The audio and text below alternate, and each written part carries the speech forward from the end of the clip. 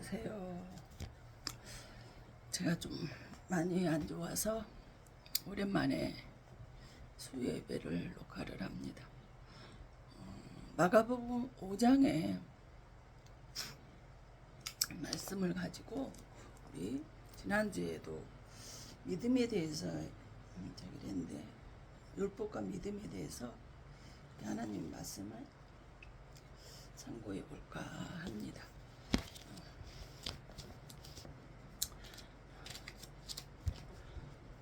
누가복음 5장 25절에서 34절 혈루증 여인에 대해서 말씀을 나눕니다.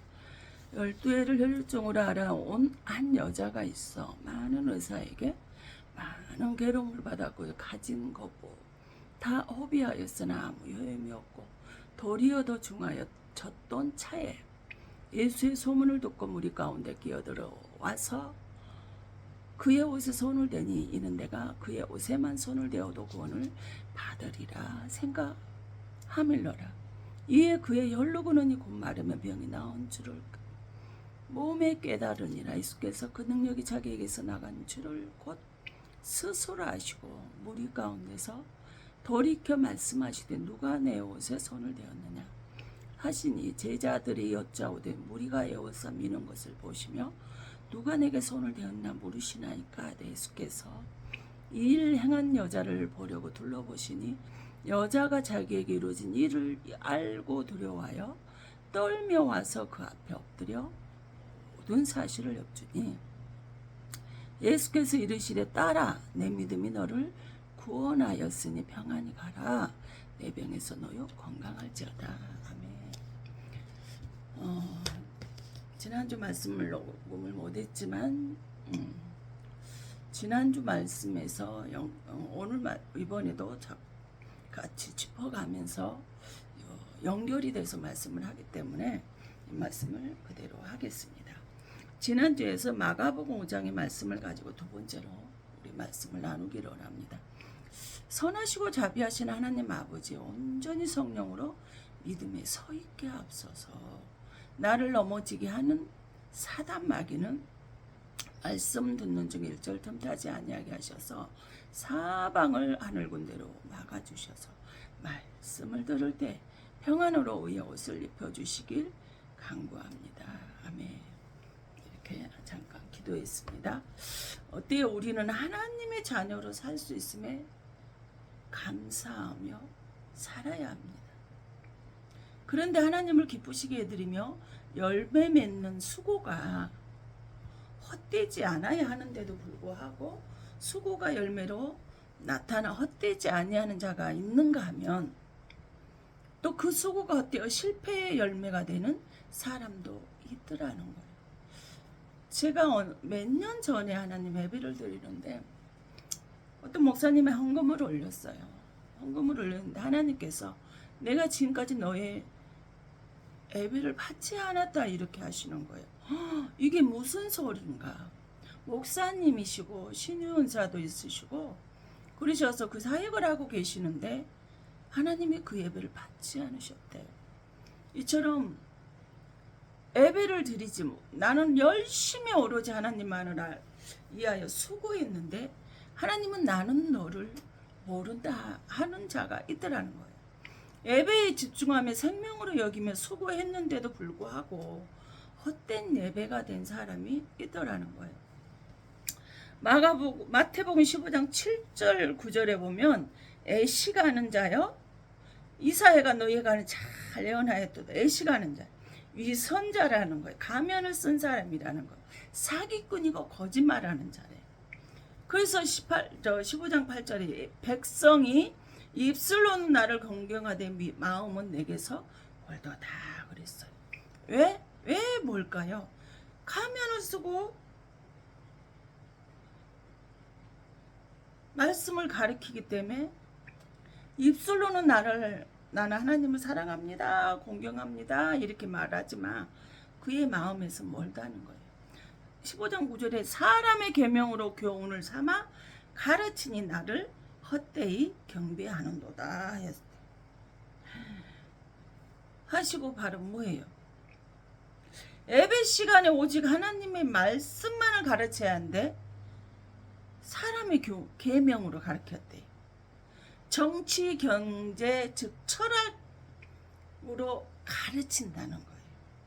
목사의 탈을 쓰고 이리와 같이 외식하는 자이며 사람의 계명으로 가르치기 때문에 그 말씀은 말씀이 아닌 헛되이 가르친 것이 되었다라는 것입니다.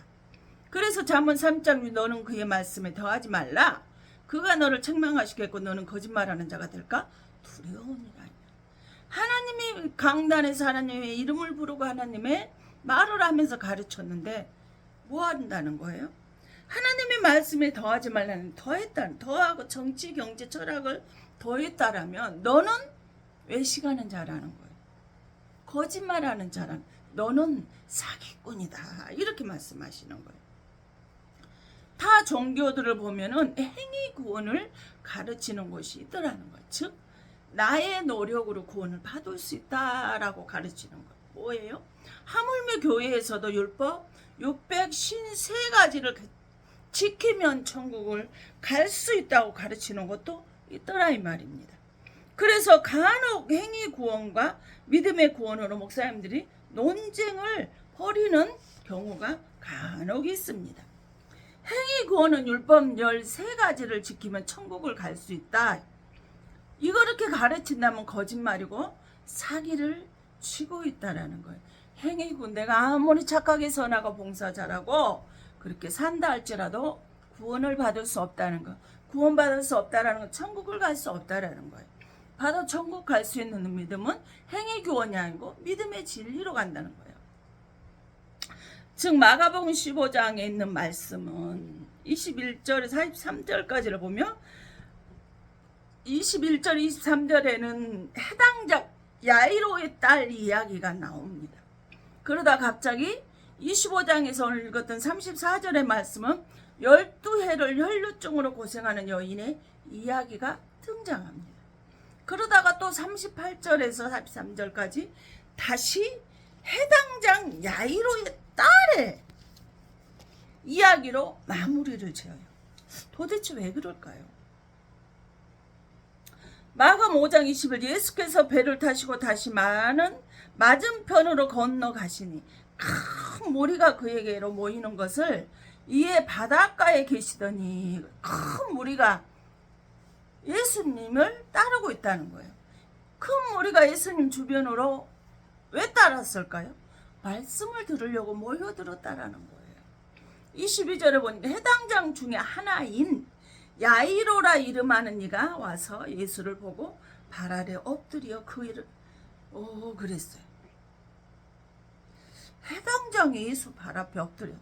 그러자 23절에 간곡히 구하여 이르되 내 어린 딸이 죽게 되었사오니 오셔서 그 위에 손을 얹으사 그로 구원을 받아 살게 하소서. 학자들의 여론이 분분하고 있는데 바로 충격을 받았을 것 같아요. 해당장이라는 여기서 야이로가 예수의 발 앞에 엎드려 버렸어. 그러면 여기서 우리가 뭘 알아봐야 될까요? 유대 민족의 예배 간습을 우리가 뭐 해야 될까요? 찾아봐야 됩니다. 거기를 보니까 발 아래 엎드렸다라는 것은 엎드리는 것은 하나님께만 엎드려야 되는 유대 민족의 간습이에요. 근데 해당장 야이로가 얼굴을 땅에 대었다라는 것은 유대 예배 간습에 입에대는 자세예요. 아니 예수님을 십자가에 달려 죽인 것이 예수님이 율법을 범해서 죽이셨거든요. 그 누가 이 해당장 야이로 율법학자들이. 해당장 야이로는 율법 653가지를 가르치는 사람이에요. 그럼 율법학자가 예수님의 발 앞에 엎드려서 그 예수님을 하나님으로 알고 절대 하나님 이해는 머리를 수아리면 안 되는데 그 율법을 가르치는 사람이 예수님을 하나님으로 알아버렸다는 거죠. 그러면 해당장 야이로가 율법으로 구원이 없다는 것을 알고 있었다는 거겠죠. 예수님이 하나님 근본 자체이심을 알고 있었다는 소리예요. 자신의 딸이 죽었지만 부활하신 예수님을 알고 있기 때문에 이 해당장 야이로가 자신의 딸이 죽었으나 내 딸을 살려주시고 구원받고 살게 해주십시오 라고 예수님 발 앞에 엎드려 있는 그 모습이에요. 그 당시 성전은 예루살렘에만 있었기 때문에 수천 미터에 있는 유대인들이 특별한 절기 때는 바로 예루살렘 성전까지 가지만 평상시에는 우리가 갈 수 없게 되기 때문에 그 마을이나 지역에 존경받고 칭찬받는 사람을 지목해서 지도자로 세웠어요. 그래서 해당장 야이로가 직책이 해당장이 되었어요. 그런데 그 이 해당장이 율법 653가지를 지키도록 가르치는 자인데 마가음 5장 21절에 큰 무리는 해당장 야이로에게 율법을 배운 사람들이며 그 지역의 지도자예요. 그런 율법학자가 예수의 발 앞에 엎드려 있는 거예요. 엄청난 사건이면서 그 당시 유대인들을 통해서는 큰 충격을 받을 수밖에 없었다는 것입니다. 예수를 죽인 죄가 율법을 범해서 예수님을 십자가에 죽였는데 그 예수한테 당신은 하나님이십니다 라고 고백하는 행동이 되기 때문에 율법 13가지를 지키면 구원을 받고 천국 갑니다 라고 행위로 구원받습니다 라고 가르쳐 놓고 정작 해당장 야이로는 예수의 발 앞에 엎드려서 예수님 당신은 하나님이십니다 하고 있어요. 아마도 해당장 야이로는 율법 13가지는 누구도 지킬 수 없으며 율법을 지키지 못하면 구원도 받을 수 없다는 사실을 가르치면서 알게 되었는지 모릅니다. 그렇기 때문에 예수님 당신은 하나님이십니다. 그래서 내가 율법으로는 구원을 받을 수 없다고 지금 하나님께 고백하고 있는 행동입니다 라고 하는 고백일 수 있어요. 그러니 이 죽은 내 딸을 살려주시고 내 딸을 구원시켜 주셔서 천국 가게 해주십시오 라고 행동으로 행위 구원은 없으며 오로지 예수를 믿어야 구원을 받습니다 라고 하는 그 고백을 야이로가 예수님한테 하고 있는 모습이에요.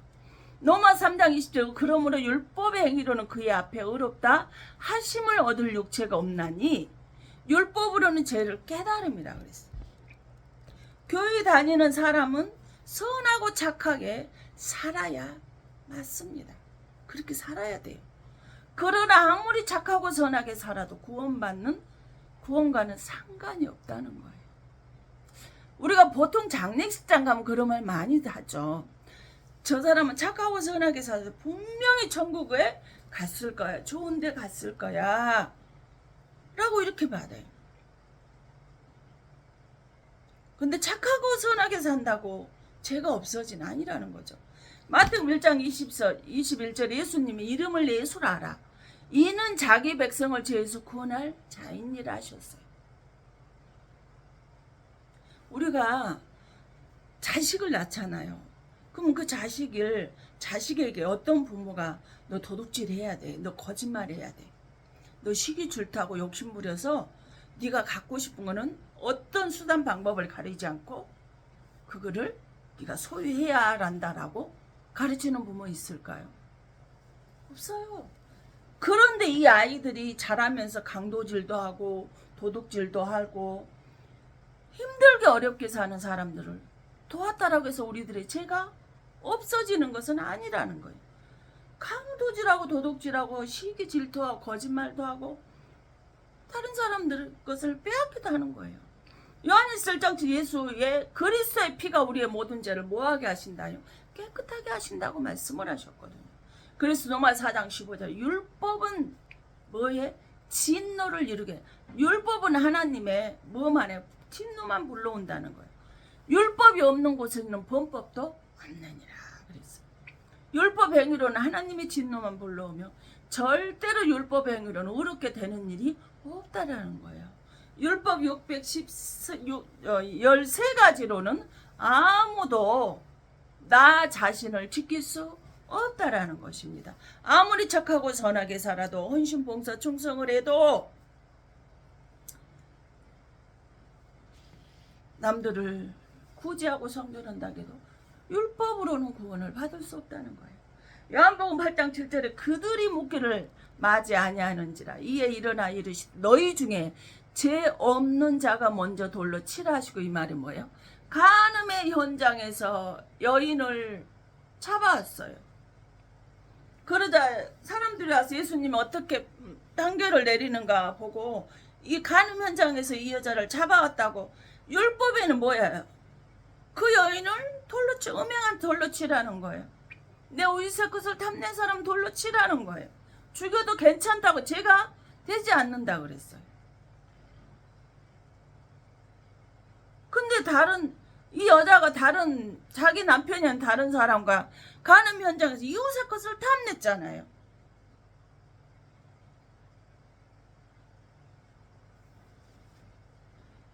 근데 실제로 우리는 모든 사람이 내 이웃의 것을 탐내고 살지 않냐는 거예요. 저는 탐내고 살아요. 순간 저거 너무 좋다, 나도 갖고 싶다. 저거 우리 집에도 있었으면 좋겠네, 이렇게 탐을 내요. 여러분 안 그런가요? 전 탐이 나더라고요. 많은 것이 그러지는 않지만 어느 순간 보면은 진짜 옷도 걸려있는 거 보면은 나 저거 갖고 싶다, 저거 이쁘네, 입으면 참 이쁘겠다, 이런 생각을 한다 이 말이에요. 그래서 골로새 3장 5절에 뭐라 그래서 땅에 있는 지체를 죽이라 곧 음란과 부정과 사욕과 악한 정욕과 탐심이니 탐심은 곧 우상숭배니라, 이렇게 말씀하셨어요. 이미 우리는 율법을 범하고 살아요. 이미 다른 사람이 가지고 있는 것을 나도 가지고 싶거든요. 가게 지나가 예쁜 옷이나 물건이 진열되어 있으면 그 진열에 있는 것을 보고 너무 이쁘다, 저거 샀으면 좋겠다. 이미 마음으로 탐을 해서 이웃의 것을 갖고 싶다고 이미 됐어요. 또 이성 간에는 어때요? 지나가는 이성을 봤는데 너무 멋있어, 너무 육체적으로나 이렇게 그냥 딱 몸이 각이졌어. 그럼 어때요? 멋있다, 내 애인이었으면, 내 남편이었으면 좋겠다 생각해요, 안 해요? 이미 우리는 마음에 간음죄를 취한 거란 말이에요. 또 요한 3장 15절에 뭐라 그래? 그 형제를 미워하는 자마다 살인하는 자니 살인하는 자마다 영생이 그 속에 거하지 않은 것을 너희가 알는 바라. 형제를 미워했는 내가 살인자래. 율법을 범한 살인자래. 죄인이래. 근데 우리 미운 형제 자매 있잖아요. 나를 아프게 하고 힘들게 하신 사람 미워하잖아요. 이미 우리는 살인자가 되어 살고 있는 거예요. 율법을 이미 범하고 살아가고 있는 죄인들이라는 거죠. 마가복음 5장 20 엎드려 피토라 그래서 피토와 똑같은 뜻으로 정해진 것이 마태복음 7장 21절에 5절에 뭐라고 하냐, 무너지다. 율법이 예수의 말씀을 이미 해당장 야이로 예수의 발 앞에 엎드렸다라는 것은 해당장 야이로의 마음속에는 이미 율법이 무너져 내려버렸어. 율법이 이제 끝나버렸어. 아무것도 아니라. 또 피토 똑같은 엎드려 뜻이 같은 뜻으로 정해진 거면 고린도전 10장 8절에 죽다에 율법으로는 행위 구원이 없고 살 자가 아무도 없다는, 구원받을 자가 없다라는 거예요. 그래서 죽는 거예요. 또 똑같은 뜻으로 된 게 계시록 17장 10절에 망하다.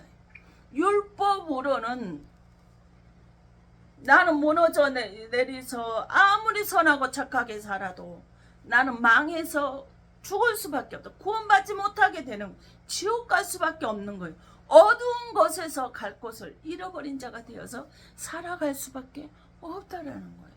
갈라디아 2장 10절 사람이 옳게 되는 것은 율법의 행위로 말미암이 아니요 오직 예수 그리스도를 믿음으로 말미암는 줄 알므로 우리도 예수 그리스도를 믿는 이는 우리가 율법의 행위로서가 아니고 그리스도를 믿는 믿음으로써 의롭다함을 얻으려 함이라. 이렇게 말씀하셨어요. 율법으로는 뭐 하는 거예요? 율법의 행위로는 어느 육체도 뭐 할 수 없다라는 거, 의롭게 될 수 없다라는 거예요.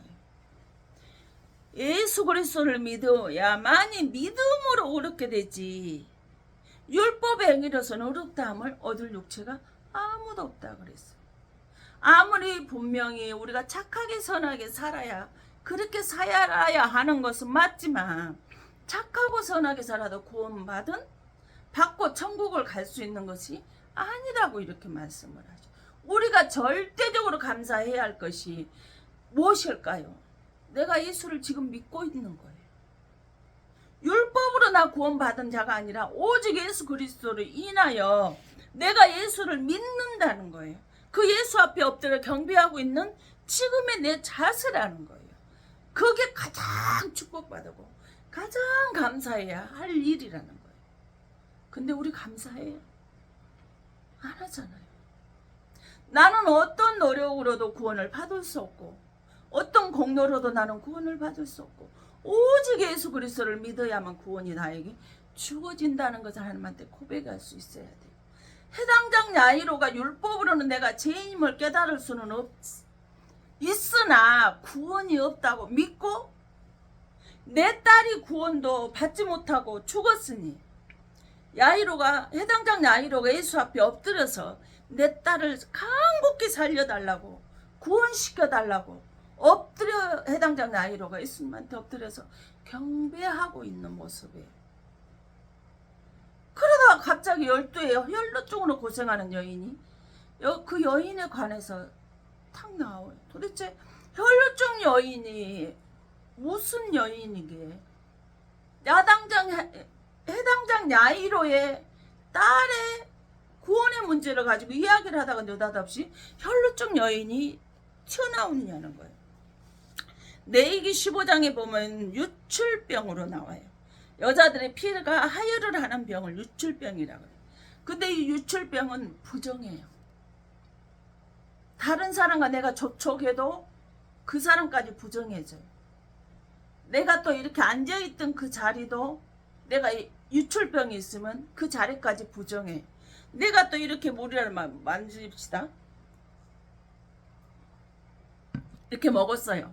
그러면 내 앉은 자리에 이걸 만진 이것까지도 부정하게 되는 거예요.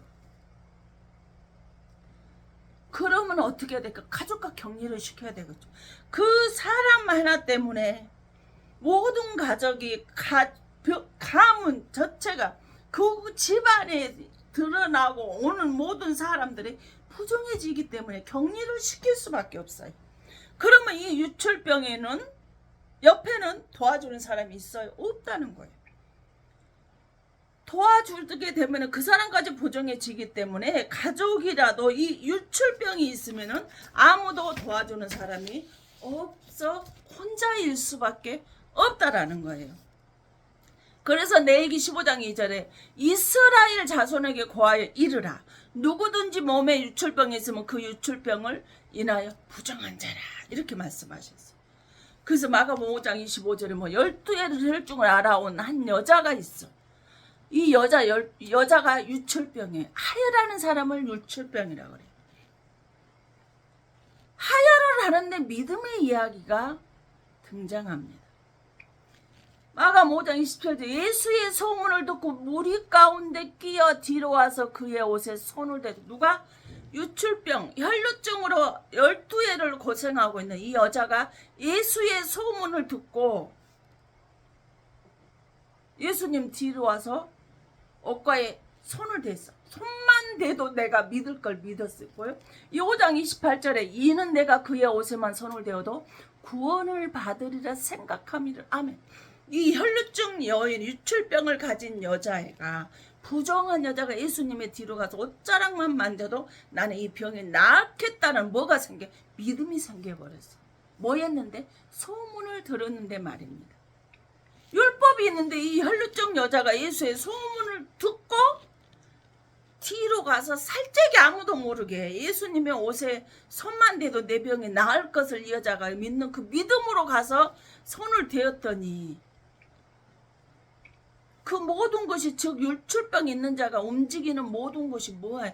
부정한 것이 되어버리는데, 사람을 접촉하거나 만지면 그도 부정한 사람으로 변화가 나타나는데, 그러기 때문에 격리를 시켰는데 12에 12년을 하혈을 하고 살았어.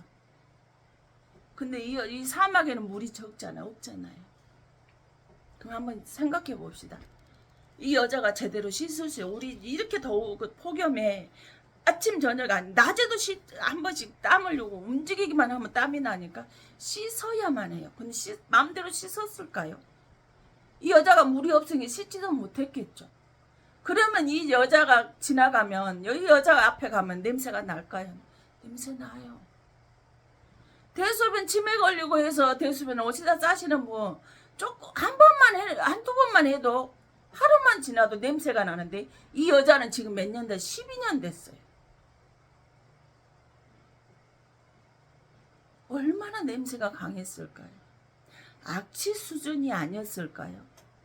냄새가 아니라 뭔 썩은 냄새, 그런 악취가 냄새가 났을 것 같아요. 그리고 피가 부족하면, 우리가 피 부족한 사람한테 빈혈이 있다고 말을 해요. 빈혈이 있으면 어때요? 몹시 어지럽고 기력이 없어요. 근데 이 혈루증 여인이 도와주는 사람도 없는데 율법 13가지로도 고칠 수 없다는 걸 이 여자가 10년 동안 고통을 당하면서 알았어. 근데 그때 마침 예수님의 소문을 들었단 말이에요. 그래서 이 혈루증 여인이 소문을 듣게 돼서 어떻게 했어? 마가복음 5장 28절에 이는 내가 그의 옷에만 손을 대어도 구원을 받으리라 생각함일러라. 내가 예수를 들은, 예수라는 사람이 있는데 그 사람 뒤에가 손만 대어도 모든 병이 치료가 되고 낫다 그랬으니까 나도 그렇게 하면 나도 치료가 되고 고침을 받을 수 있을 것이다. 구원받을 수 있을 것이라 라고 생각을 하고 가서 뒤에 가서 몰래 살짝 꼭 만졌단 말이에요. 그랬더니 29절에 이에 그의 혈루군이 콧마름에 병이 나온 줄 몸이 깨달으니라. 소문만 들었는데 예수가 지나가는 것을 알고 이미 돌에 맞아 죽을 걸 목숨을 걸고 예수의 뒤에 가서 이 부정한 여자가 손을 옷에 딱 끝자락에 손을 만졌다고 생각하면, 만지기만 해도 내 병이 치료될 것을 믿고 딱 만졌더니 만지는 순간 뭐 해봤어요? 혈루 군원이 딱 멈춰버렸어. 그래서 몸에서 이 혈루 여인이 내가 출혈이 멈췄구나를 깨달아 버렸어. 근데 예수님이 5장 30절에 예수께서 그 능력이 자기에게서 나간 것을 곧 스스로 하시고 무리 가운데서 돌이켜 말씀하신 누가 내 옷에 손을 대었느냐 하고 찾았어요. 이 여인은 혈루 군원이 치료된 걸 믿고 옷을 만졌는데 예수님이 이 여인에게 전혀 다른 말씀을 하고 계셔. 저도 안수를 하면 능력이 나간 걸 알거든요. 근데 하나님이 어찌 모르겠어요. 예수님은 당연히 아시는 거죠. 근데 이 예수님이 이 혈루증 여인에게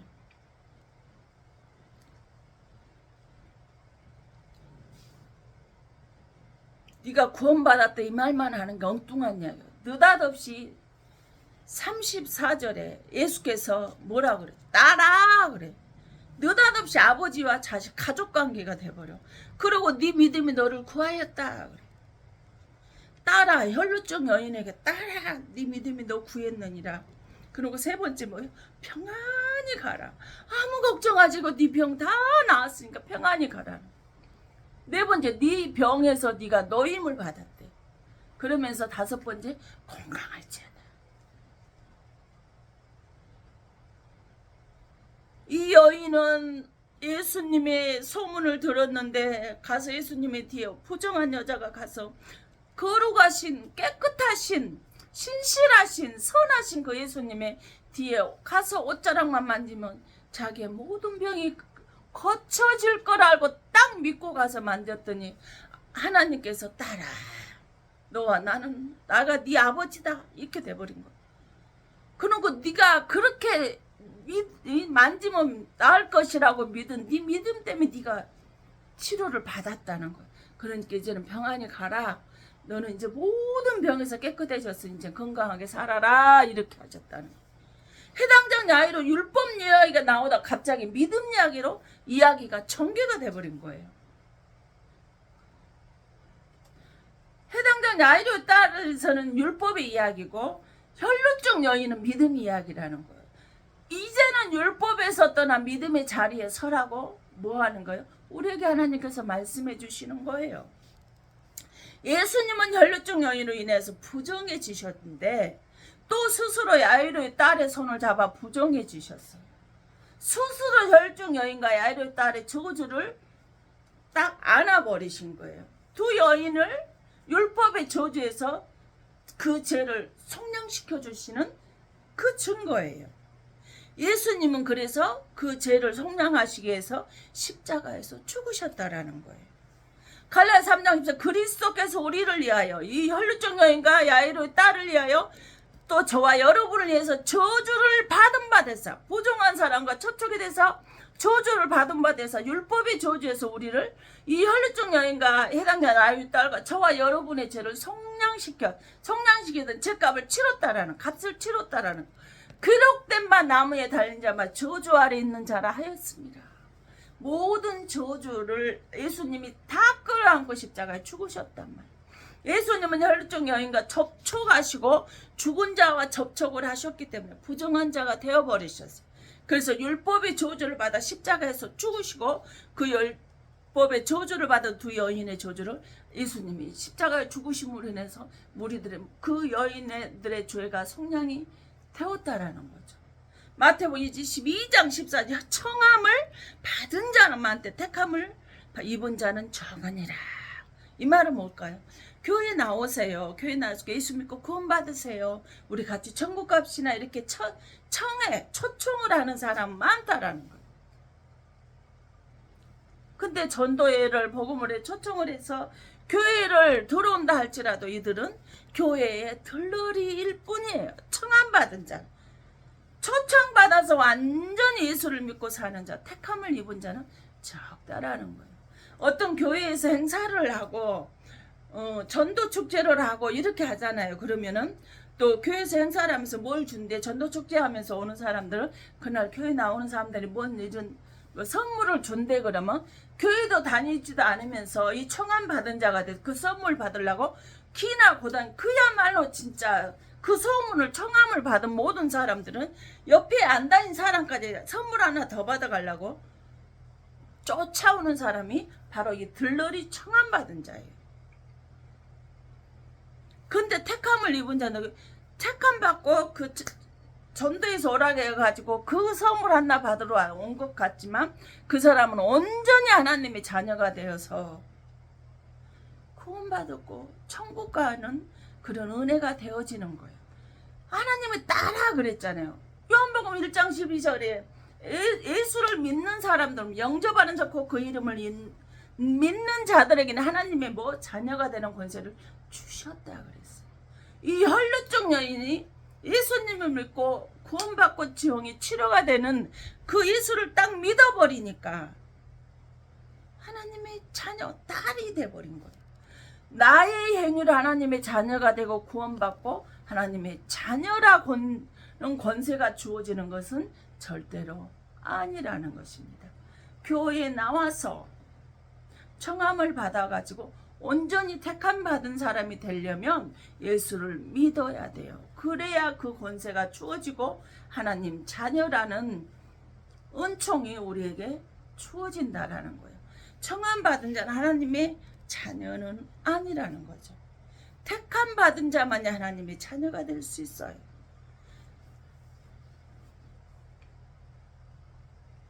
그래서 요한복음 3장 15절 이는 그를 믿는 자마다 영생을 얻게 하려 하심이라 그랬어요. 3장 16절은 하나님이 세상을 이처럼 사랑한 독생자를 주셨으니 이는 그를 믿는 자마다 멸망하지 않고 영생을 얻게 하심이라 이렇게 하셨어요. 요한복음 6장 64는 그러나 너희 중에 믿지 않은 자들이 있느니라 하시니 이는 예수께서 믿지 아니하는 자들이 누구며 자기를 팔 자가 누구인지 처음부터 아심이라. 이렇게 말씀을 하시죠. 이 말은 무엇일까요? 우리가 초청을 해서 교회를 오는데 교회 온다고 해서 그 사람이 전도가 되어지는 것이 아니고 구원을 받는 것이 아니고 천국 백성이 되는 것이 아니고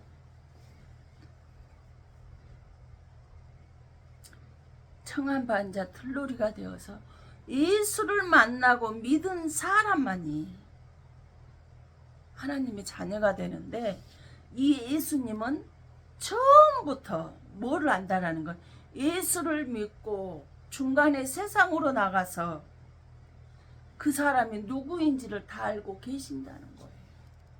택함 받는 자는 끝까지 예수를 믿고 증인되어 사는 천국 백성입니다. 근데 청함 받은 자는 교회에 나옵니다. 그리고 보니까 정말 열심히 선하고 착하게 살면서 교회를 잘 다니는 충성된 사람인 것 같아요.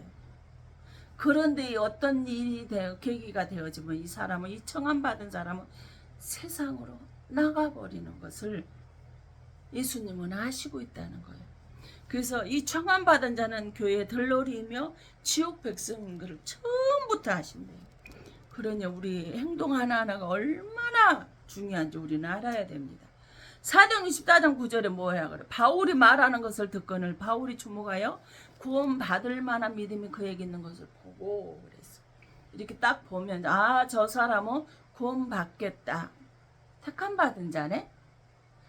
저 사람은 청함 받은 자 둘러리고 나중에 어떤 계기가 된 교회를 안전히 나가지 예수를 저주하고 믿지 않는 사람이구나 확신이 드는 사람이 있어요.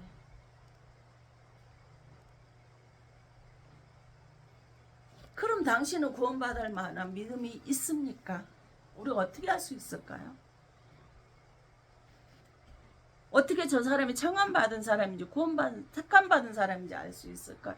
죽어봐야 천국 백성인지 택함받은 백성인지 알지. 청함받은 백성인지 지옥 백성인지 뭐에 봐야 알아? 죽어봐야 안다라고 말을 하는 사람은 청함받은 자라는 걸 아셨으면 좋겠어요.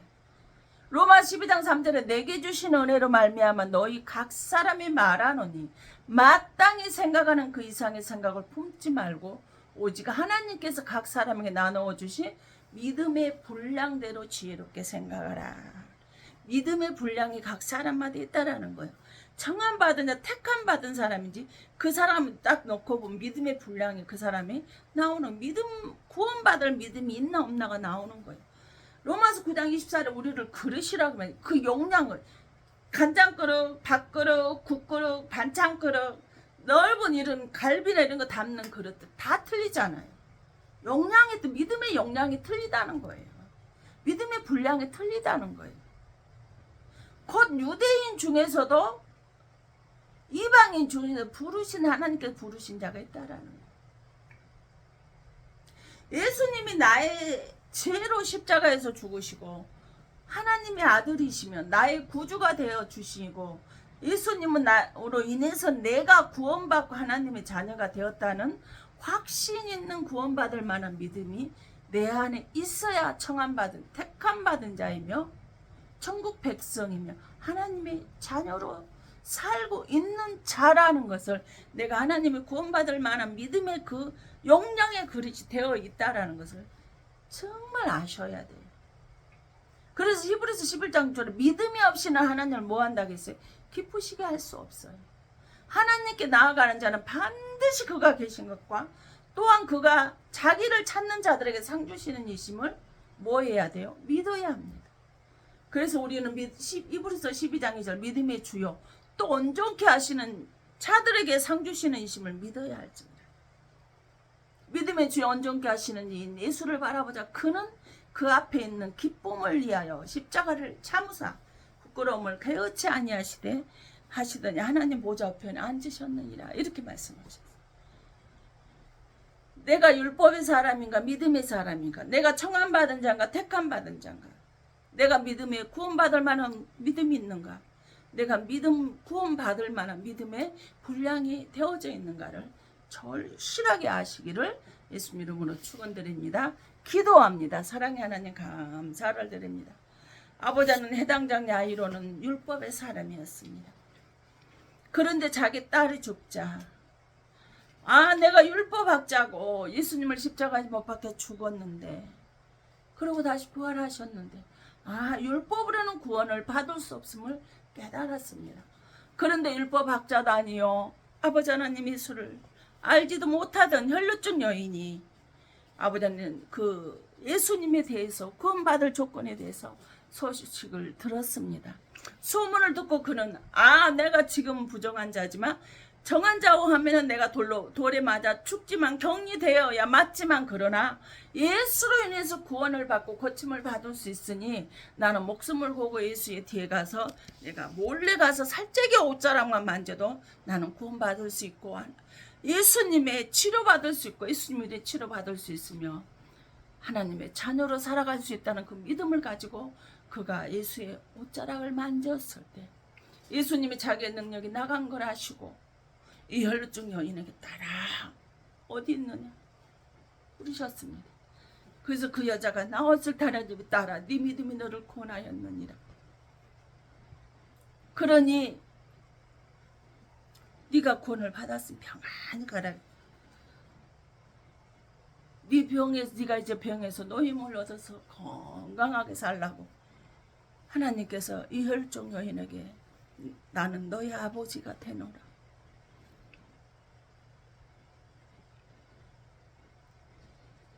네 믿음이 너를 구원했다라고 아버지 하나님 말씀을 하셨듯이 아버지는 구원받을 믿음이 우리에게 있게 하시옵소서. 아버지는 구원받을 믿음이 내게 있게 하시옵소서. 내 믿음에 이 그릇의 분량이 구원받을 만한 믿음을 소유할 수 있게 하셔서 청함받은 초청받는 자가 아니라 창세전부터 선택하고 택함받아서 하나님의 보좌 앞에 가서 예수님을 아버지라 부르며 찬양하며 영광 올려드릴 수 있는 귀하고 복된 자녀로 살아가기를 예수 그리스도 이름으로 축원드립니다. 아버지는 지금 이곳에 무릎 꿇은 당신의 사랑 귀한 권속들 머리 위에 기도하고 바라고 소망한 것들 위에 하나님의 예수 그리스도 이름 위에 하나님의 사랑과 성령의 교통하심이 유시로부터 영원토록 함께 있어질지어다. 아멘.